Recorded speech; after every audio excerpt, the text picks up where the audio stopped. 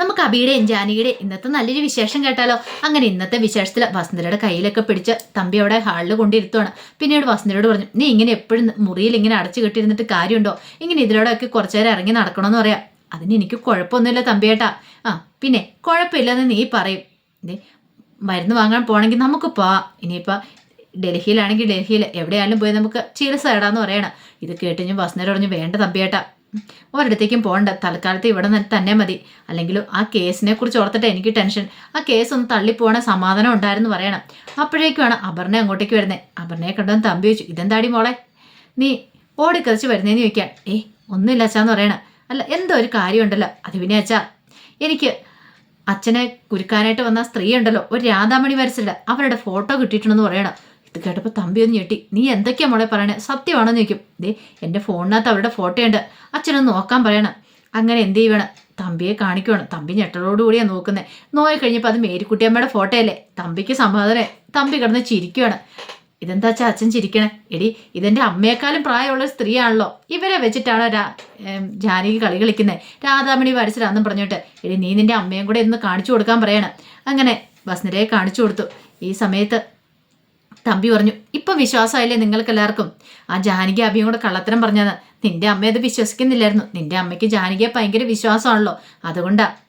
ഇത് കേട്ടപ്പം അപർണ പറഞ്ഞു, അമ്മേ ഇതൊരു കള്ളക്കേസ് തന്നെയാ. അച്ഛനെ മനഃപൂർവ്വം കൊടുക്കാൻ ശ്രമിച്ചിരിക്കുന്ന. അമ്മ ഇതൊന്നും വിശ്വസിക്കണ്ട. അമ്മ ഹോസ്പിറ്റലിലേക്ക് പോകണമെന്ന് പറയണം. ഇത് കേട്ടാൻ തമ്പി പറഞ്ഞു, ഞാനത് ഇവളോട് പറഞ്ഞു, ഇവളത് കേൾക്കാൻ കൂട്ടാക്കത്തില്ലെന്ന് പറയണം. ഈ മോളെ, എനിക്ക് പോണെങ്കിൽ നിന്റെ അച്ഛൻ നിരപരാധിയെന്ന് തെളിഞ്ഞാൽ മാത്രമേ പോകാൻ പറ്റുള്ളൂ. അല്ലെങ്കിൽ എന്നെ നെഞ്ച് നീറിക്കൊണ്ടിരിക്കുക. എനിക്കൊരു സമാധാനം ഇല്ലാത്തതുകൊണ്ടാണ് ഞാൻ പറഞ്ഞതെന്ന് പറയണം. തമ്പി പറഞ്ഞു, ഇനി അതിനെക്കുറിച്ചൊന്നും ടെൻഷൻ അടിക്കണ്ട. ഈ കേസ് കള്ളക്കേസാണെന്ന് ഉറപ്പായിട്ടും അധികം വൈകാതെ തെളിയും. കാരണം ഈ സ്ത്രീയെ എനിക്ക് അറിയത്തുപോലും ഇല്ല. ശരിക്കും പറഞ്ഞാൽ ഇവരുടെ കണ്ടിട്ട് നിങ്ങൾക്ക് അങ്ങനെ തോന്നുന്നുണ്ടോ എന്ന് ചോദിക്കണം. അപർണ പറഞ്ഞു, അതെ, ഇവരെ കണ്ടപ്പോൾ എനിക്കൊരു സമാധാനമായത്. എന്താണെങ്കിലും ഇതൊരു ശരിക്കും കെട്ടിച്ചമച്ച കേസാണെന്ന് മനസ്സിലായി. അതുകൊണ്ട് അച്ഛൻ പേടിക്കേണ്ട, അച്ഛാ ധൈര്യമായിട്ടിരിക്കാൻ പറയണം. പിന്നീട് തമ്പി അപർണയോട് പറഞ്ഞു, മോളൊരു കാര്യം ചെയ്യുക, അമ്മയ്ക്ക് വല്ല കുടിക്കാനോ എന്തെങ്കിലുമൊക്കെ ഉണ്ടാക്കി കൊടുക്കുക എന്നും പറഞ്ഞിട്ട് തമ്പി അങ്ങോട്ട് പോവാണ്. അപർണ പോയി വസുന്ധരയുടെ കൈ പിടിച്ചിട്ട് വാമയെന്ന് പറഞ്ഞ് അകത്തേക്ക് കൂട്ടിക്കൊണ്ട് പോവാം.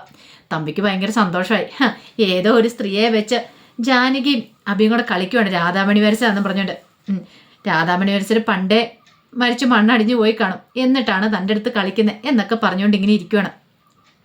ഈ സമയം അമല് ജാനകിയുടെ അവരുടെ അടുത്തേക്ക് രാധാമണിയുടെ അടുത്തേക്ക് ചെല്ലുവാണ്. പിന്നെ രാധാമണിയുടെ അടുത്ത് നിന്നിട്ട് ചോദിച്ചു, അമ്മയ്ക്ക് എന്നെ കണ്ട് മനസ്സിലായെന്ന് ചോദിക്കുക. മുമ്പ് ഞാൻ വന്നിട്ടുണ്ടായിരുന്നു അമൽ എന്നൊക്കെ പറയണം. അഭിയേട്ടൻ്റെ അനുജനാന്ന് പറയണം.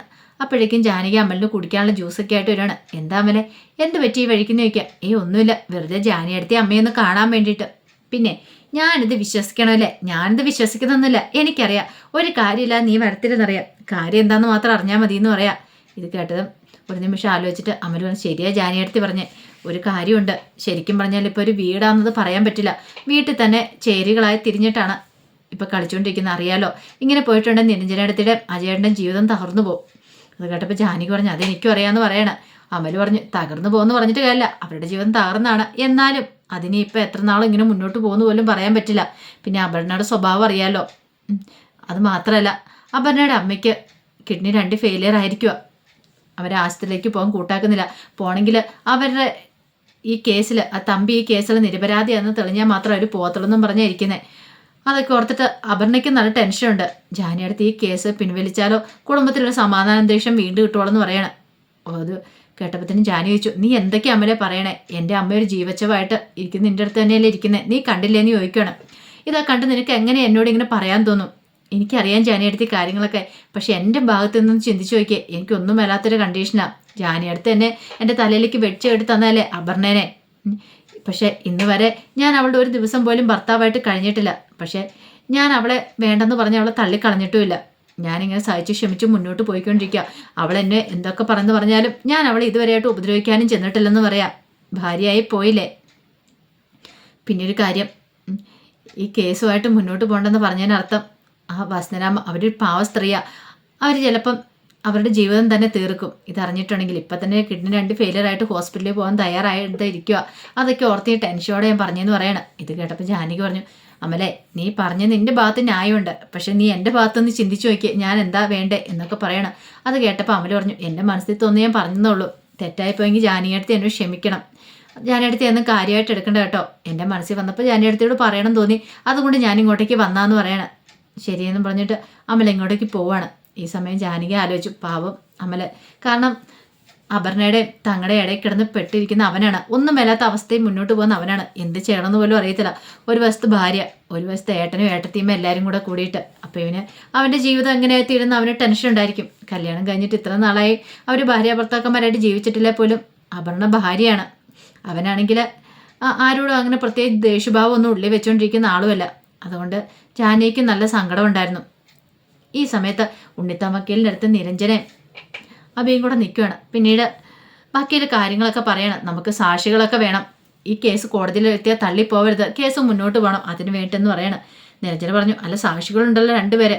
അത് അത് പോരെ മോളെ, 3-4 പേര് വേണമെന്ന് പറയണം. അല്ല 2 സാക്ഷികൾ അത് പിന്നെ ഉണ്ടല്ലോ, മാഷും ഉണ്ട്, അതോടൊപ്പം തന്നെ CA നടരാജനും ഉണ്ട്. CA നടരാജൻ സ്ട്രോങ് ആയിട്ടൊരു സാക്ഷിയാന്ന് പറയണം. പിന്നെ മാഷിനോട് പിന്നെ മാധവ് വാര്യർ എന്ന് പറഞ്ഞിരിക്കുന്ന കാര്യങ്ങളൊക്കെ മാഷിന് അറിയത്തുള്ളൂ, അങ്ങനെ പുള്ളിക്കാരൻ പറയുള്ളൂ. പക്ഷേ CA നടരാജൻ അങ്ങനെയല്ല. ഈ സമയത്ത് അഭി ചോദിച്ചു, അല്ല വക്കീലെ, ഒരു പക്ഷേങ്കിൽ ആരെങ്കിലും ഇനി കാല് വാരുമോ കൃത്യസമയത്തേനും? സാക്ഷികളായ വരാമെന്ന് പറഞ്ഞിട്ട് ആരെങ്കിലും കാല് വരുമെന്ന് നിൽക്കേ, അങ്ങനെ ഒന്നും ഉണ്ടാകാനായിട്ട് ഒരു വഴിയില്ലെന്ന് പറയണം. തൽക്കാലത്തേക്ക് അതിനെക്കുറിച്ച് ചിന്തിക്കണ്ട. അത് മാത്രമല്ല, നമുക്ക് വേറെ 2-3-4 സ്ട്രോങ് സാക്ഷികൾ വേണമെന്ന് പറയണേ. അതെവിടുന്ന് കിട്ടുമെന്ന് ചോദിക്കാം. ഇത് കേട്ടൻ തമ്പി പറഞ്ഞു, അവരെ നമുക്ക് വിലയ്ക്ക് വാങ്ങണമെന്ന് പറയണം. വിലയ്ക്ക് വാങ്ങാനോ? അതെ, പണം കൊടുത്തിട്ടുണ്ട്, സാക്ഷി പറയാനായിട്ട് ആരും വരുമെന്ന് പറയണം. അന്ന് രാധാമണി കമ്പനിയിൽ ഉണ്ടായിരുന്ന സമയത്ത് അവർക്ക് സംഭവിച്ച ദുരന്തം കണ്ട് മാധവവാരുടെ പറഞ്ഞ ഒരാളായിട്ട് ഒരു സ്ത്രീയെ നമുക്ക് വേണമെന്ന് പറയണം. കാരണം ഡെയിലി വേസിന് അവിടെ വന്നു പോകുന്ന ഏതെങ്കിലും സ്ത്രീ അവർ ഈ കാഴ്ചകളെ കണ്ടിട്ടുണ്ടായിരുന്നു. അങ്ങനെയാണ് നമ്മൾ വിലയ്ക്ക് വാങ്ങണമെന്ന് പറയണം. അതിലിപ്പോൾ ആരെങ്കിലും തയ്യാറാകുമോ? നമുക്ക് നോക്കാം. പൈസ കൊടുക്കാമെന്ന് പറഞ്ഞ് ഇന്നത്തെ കാലത്ത് ആരാ സാക്ഷി പറയാൻ വരാത്തെ എന്ന് പറയണം. അങ്ങനെയാണൊരു കാര്യം ചെയ്യാം, നമുക്ക് അങ്ങനെ ചെയ്യാം. പക്ഷെ ഒരു കാര്യമുണ്ട്, തമ്പി ആയ അവരെ വിലയ്ക്ക് വാങ്ങിയല്ലോ, നമ്മൾ പണം കൊടുത്തല്ലേ അവർ സെറ്റ് ചെയ്യുന്നത്. അപ്പോൾ അതിനേക്കാളും കൂടുതൽ പണം എറിഞ്ഞു കഴിഞ്ഞിട്ടുണ്ടെങ്കിൽ തമ്പിയോടൊപ്പമല്ലേ അവർ പോകത്തുള്ളെന്ന് ചോദിക്കാം. ഇത് കേട്ടതും വക്കീൽ പറഞ്ഞു, ഇങ്ങനെ പല അനുഭവങ്ങളും എനിക്കും ഉണ്ടായിട്ടുണ്ട്. പക്ഷെ എന്നും പറഞ്ഞുകൊണ്ട് നമുക്ക് അതങ്ങനെ പിന്മാറിയിരിക്കാനായിട്ട് പറ്റില്ല. കള്ളസാക്ഷി വേണ്ടടുത്ത് കള്ളസാക്ഷി തന്നെ വേണമെന്ന് പറയാം. അഭി പറഞ്ഞു, അങ്ങനെയൊക്കെ ശരിയാവുന്ന കാര്യമാണ് വക്കീലിൽ നിൽക്കുക. ശരിയാകും, നമ്മളിവിടെ സത്യത്തിന് വേണ്ടിയിട്ടല്ല പോരാടുന്നത്, അതുകൊണ്ട് ഉറപ്പായിട്ട് ശരിയാവും. നിരഞ്ജനെ അത് പറയുന്നുണ്ട്, നമുക്ക് നീതി ലഭിക്കണം. നമ്മളതിന് കള്ളത്തരമൊന്നും പറയുന്നില്ലോ. പിന്നെ 1-2 കള്ളസാക്ഷികളെ കൊണ്ടുവന്നു, അത്ര മാത്രമല്ലേ ഉള്ളെന്ന് ചോദിക്കണം. ഉണ്ണിത്തമ്മക്കയിൽ പറഞ്ഞു, അത് ശരി തന്നെയാണ്. കാരണം നമ്മൾ ചെയ്യുന്ന ഈ കള്ളത്തരത്തിനല്ല ഇങ്ങനെ ഡ്രാമ കളിക്കുന്ന സമയത്ത് അതിന് വിശ്വാസ്യത വേണ്ടേ? കാരണം ചുമ്മാ അങ്ങോട്ട് വന്ന് സാക്ഷി പറഞ്ഞിട്ട് കാര്യമില്ലോ. ഇപ്പം അന്നത്തെ ദിവസം രാധാമണിക്ക് അത് സംഭവിക്കുന്ന ദിവസം അവിടെ ഡെലിവേഴ്സിന് വന്ന ആ സ്ത്രീ കണ്ടായിരുന്നെന്നും പിന്നീട് അവർ സങ്കടം സഹിക്കാൻ വയ്യാതെ മാധവവാരോട് പോയി പറഞ്ഞാന്നും അങ്ങനെ ഒരു വിശ്വാസമായ രീതി വേണം കാര്യങ്ങളൊക്കെ അവതരിപ്പിക്കാനായിട്ട്. എങ്കിലും കോടതിക്ക് അത് ബോധ്യമാവുള്ളൂ പറയണം. എല്ലാം കേട്ട് കഴിഞ്ഞപ്പോഴത്തേന് അഭി പറഞ്ഞു, തമ്പി സാറിൻ്റെ ഇഷ്ടം എന്താണെന്ന് വെച്ചാൽ, അല്ല ഉണ്ണിത്താ സാറിൻ്റെ ഇഷ്ടം എന്താണെന്ന് വെച്ചാൽ അതങ്ങനെ എന്താ ചെയ്യാൻ പറയണം. അപ്പോഴേക്കും നിരഞ്ജന പറഞ്ഞു, അതെ അഭിയേട്ടൻ പേടിക്കണ്ട, നമുക്ക് ഈ കേസിൽ എങ്ങനെയും ജയിച്ചാൽ മതിയാവുള്ളൂ, കേസ് ജയിക്കാതിരിക്കാൻ പറ്റില്ല എന്ന് പറയണം. ആ സമയം ഇന്ദ്രജൻ നകുലിൻ്റെ അടുത്തേക്ക് വരുവാണ്.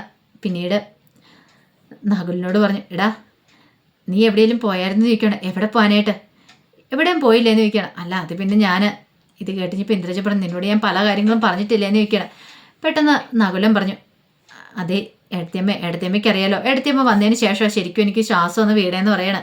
ഇന്ദ്ര പറഞ്ഞു, അതൊക്കെ ശരി തന്നെ, നീ ആ അബിയെ കാണാൻ പോയായിരുന്നു ചോദിക്കും. അതെ ഞാൻ പോയായിരുന്നു പറയാം. എടാ എന്തിനാണ് നീ കാണാൻ പോയത്? ഒരു വേള നീ പോയി വിളിച്ചു പറയില്ലായിരുന്നോ ജാനകി എൻ്റെ ഭാര്യ ആവാനായിട്ട് ഇരുന്നവളാന്ന്? അത് ഞാൻ വിളിച്ചു പറയണമെന്നൊക്കെ കരുതുക, പക്ഷെ പറഞ്ഞില്ല എന്ന് പറയാം. എടാ മണ്ടത്തരം കാണിക്കരുത്, ഇപ്പോഴങ്ങനെ പറയരുത്, അതിന് അതിൻ്റെതായ സമയം കാലങ്ങളൊക്കെ ഉണ്ട്. അബിയോട് പറയണം. അത് മാത്രമല്ല ഞാനും അവൾ ഒരുമിച്ച് ജീവിച്ചാന്നും കൂടെ പറയണം. ഇല്ലാത്ത കാര്യങ്ങളൊക്കെ കെട്ടിച്ചമച്ച് ഉണ്ടാക്കി വെക്കണം. ഇവിടെ നിനക്കൊരു പോസിറ്റീവായിട്ടുള്ള ഒരിതായിരിക്കണം കിട്ടണ്ടേ. കാരണം നിന്നോട് അയാൾക്കൊരു സെൻറ്റിമെൻറ്റ്സും കാര്യങ്ങളൊക്കെ ഉണ്ടാകണം. ആ അബിക്ക് അറിയാലോ, അതൊക്കെ ഞാൻ ഏറ്റു. അങ്ങനെയൊക്കെ ആണെങ്കിൽ ഞാൻ കാര്യങ്ങൾ മുന്നോട്ട് കൊണ്ടുപോയിക്കോളാം എന്നൊക്കെ ഇന്ദ്രജാൻ പറയണം. പിന്നൊരു കാര്യം, ഞാൻ ആദ്യം പോയി അഭിനെ ഒന്ന് കാണട്ടെ, എനിക്ക് ചില കാര്യങ്ങളൊക്കെ പറയാനുണ്ട്. നീ ആരാ എന്താ ഏതെന്നൊക്കെ ഉള്ള കാര്യങ്ങളൊക്കെ എനിക്ക് അതിലോട് സംസാരിക്കണമെന്ന് പറയണം. അത് കേട്ട് കഴിഞ്ഞപ്പോൾ നഗരം ചോദിച്ചു, പുലിവാലാവുമെന്ന് ചോദിക്കാം. ഒന്നുമില്ല, നീ ടെൻഷൻ അടിക്കാൻ ധൈര്യമായിട്ടിരിക്കുക എന്നൊക്കെ ഇങ്ങനെ പറയണം. ആ സമയം തമ്പി ഇങ്ങനെ ആലോചിച്ചുകൊണ്ടിരിക്കുകയാണ്, എന്താ ചെയ്യണ്ടേ. ഒരു പക്ഷേ അത് രാധാമൻ്റെ ഫോട്ടോ എന്ന് പറഞ്ഞുകൊണ്ട് വേറെ ആരോ സ്ത്രീയുടെ ഫോട്ടോയെ കൊണ്ടുവന്നിരിക്കുന്നത്. അപ്പം തന്നെ തോൽപ്പിക്കാൻ്റെ പ്ലാന്. ഇതങ്ങനെ വെറുതെ വിട്ടിട്ട് കാര്യമില്ല, തന്നെ തോൽപ്പിക്കാൻ വന്നിട്ടുണ്ട്, എന്ത് ചെയ്യണം തനിക്കറിയാം എന്നൊക്കെ ചിന്തിച്ചുകൊണ്ട് ഇങ്ങനെ തമ്പി ഇരിക്കുകയാണ്. ഒരു പക്ഷേങ്കിൽ ജാനകി അഭിയും ചേർന്നിട്ട് പണം കൊടുത്ത് കൊണ്ടുവന്നിരിക്കുന്ന സ്ത്രീയായിരിക്കും അവർ. പക്ഷേ ഇത്രയും പ്രായമുള്ള സ്ത്രീയെ കൊണ്ടുവന്നിട്ട് തനിക്കെതിരെ ഒരു നീക്കം നടത്തുമെന്ന് തമ്പി ഒരിക്കലും പ്രതീക്ഷിച്ചില്ല. തമ്പി മനസ്സിൽ പറഞ്ഞു, കാണിച്ചു കൊടുക്കുന്നുണ്ട് ഞാൻ എന്നൊക്കെ മനസ്സിൽ പറയാണ്. പിന്നീടാണ് അപർണ ആ ഫോട്ടോ കൊടുത്ത അയാൾ ഡിറ്റക്റ്റീവ് പശുപതിയുടെ നമ്പർ കൊടുത്തിട്ടുണ്ടായിരുന്നു. അയാളെ വിളിക്കണം. അയാളെ വിളിച്ചിട്ട് എനിക്കൊന്ന് കാണണമെന്ന് പറയാണ്. ഇത് കേട്ട് കഴിഞ്ഞപ്പോഴത്തേനും അയാൾ പറഞ്ഞു, അതെന്താ സാറേ കാണാലോ എന്നൊക്കെ പറയാണ്. അങ്ങനെ പശുപതിയെ കാണാനായിട്ട് ചെല്ലുവാണ്. ചെന്ന് കഴിഞ്ഞപ്പോഴത്തേനും തമ്പി വെച്ചു, അല്ല നിങ്ങൾ എവിടുന്ന രാധാമണിയെ കണ്ടേന്ന് ചോദിക്കണം. അതൊക്കെയുണ്ട്, അതിൻ്റെ ഡീറ്റെയിൽസും കാര്യങ്ങളൊക്കെ എനിക്കറിയാം. സാർ എൻ്റെ കൂടെ ഒന്ന് വന്നാൽ മതി, ഞാൻ സാറിനെ ആ വീട് കൊണ്ടേ കാണിക്കാം എന്നൊക്കെ പറയണം. ഇത് കേട്ട് കഴിഞ്ഞപ്പോൾ തമ്പി പറഞ്ഞത് ശരി നമുക്ക് പോയേക്കാം എന്നൊക്കെ പറയാം. അപ്പോൾ അതിൻ്റെ വിശേഷങ്ങളൊക്കെ ആണെന്ന്. ഇതിൻ്റെ ബാക്കി വിശേഷങ്ങളുമായിട്ട് വൈകുന്നേരത്തെ പ്രൊമോയി വരാട്ടോ. ഇനി നമ്മൾ കാണാൻ പോകുന്ന ഇത്രയും നാളും നമ്മൾ കാണാൻ കാത്തിരുന്ന നല്ല നല്ല വിശേഷങ്ങളൊക്കെയാണ് തന്നെ. അവസാനം തമ്പി ആ രഹസ്യങ്ങളൊക്കെ അറിയുവാണ്. അപ്പോൾ ആ വിശേഷങ്ങളൊക്കെ നമുക്ക് എല്ലാവർക്കും കാത്തിരിക്കാം. ഒരിക്കൽ കൂടി എല്ലാവർക്കും ശുഭദിനം നേർന്നുകൊണ്ട് നിർത്തുന്നത്. നന്ദി.